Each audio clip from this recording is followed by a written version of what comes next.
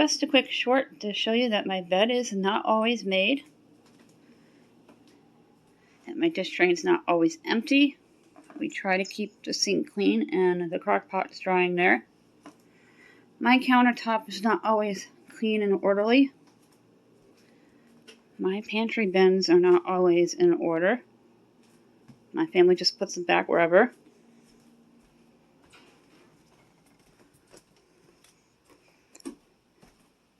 And my laundry basket's not always empty, and my floors are not always swept. And shoes are sticking out, and the bathroom isn't always clean. The trash isn't always empty. The sinks aren't always clean, as well as the toilet.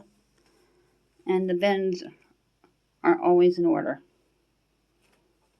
We're going to be tidying up today, getting cleaned up.